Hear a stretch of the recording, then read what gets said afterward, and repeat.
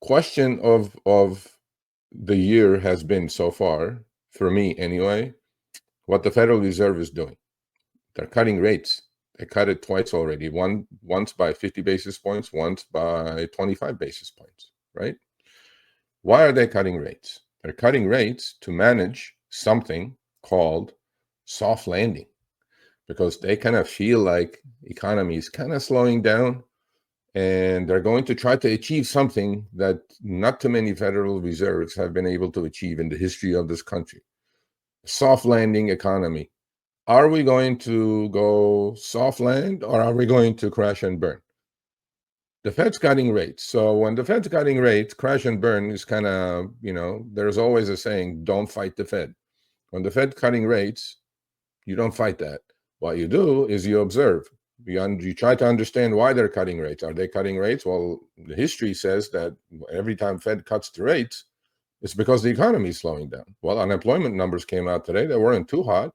They were better than expected, but then I'm pretty sure next month they'll get revised. Every other number, inflation numbers are not too hot. They're still running at 3%, which is above the Fed's target of 2%. But now, oddly enough, the whole globe is cutting interest rates, right? From Korea to Japan. Well, Japan is increasing rates because they're dealing with a little bit of an inflation after 20 years of deflation. But the global central banks are cutting rates. Okay, well, global central banks don't cut rates if the economy is bangers, if the economy is doing great. So Fed is trying to manage something called a soft landing. Is it going to happen? Well, if you look at history, I don't see too many soft landings in the history of the Fed or this country. It is a really difficult thing to do, and if they do it, my hat's off to the Fed. I mean, you guys know what I think about the Fed quite a bit, about them, printing machines and the federal deficits and debt, national debt. It's a different topic altogether. So, soft landing or crash and burn? Well, we're going to find out soon. Cutting rates is definitely going to help if we're going to soft land. And the odds of, so as you know, there are betting sites now. One is called Kalshi, at Kalshi.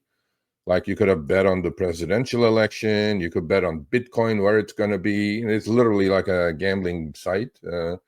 So the odds of U.S. entering a recession before 2026, next year we're in 2025, okay, are down to 38% on this betting site. This was the betting site that people were betting on Trump and Kamala race, right? So since November 1st, the odds of the U.S. entering a recession before 2026 have fallen from 53% to 38%. That, the top at 53%, had happened to coincide, by the way, with the Fed start cutting rates. So what does that mean? Fed is trying to manage a soft landing, okay? In other words, the prediction markets no longer see a recession as the base case in 2025, which it did in 2024, mid to early 2024. But now that the Fed stepped up and cutting rates, okay, the odds are going down. Again, this is a betting site. I'm not putting too much weight on it, but now it becomes the question, is a soft landing attainable? Well, if it's attainable, it's this time around, right? And the stock market is buying it. Everybody in the stock market, every analyst, every major brokerage house that comes on CNBC and sells their book and talks their game is talking about a soft landing. So, meaning what? Soft landing is priced into the markets. Now, my thought process is I'm always looking into the future. What happens today is not my concern. I'm trying to read the tea leaves and look into the future. And what if we don't get a soft landing? We don't have to crash and burn. What if we get a massive economic slowdown? We don't even get a recession. What happens then?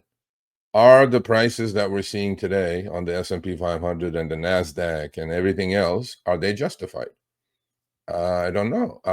Time will tell. But at the moment, everybody on Wall Street has bought into the idea of soft landing.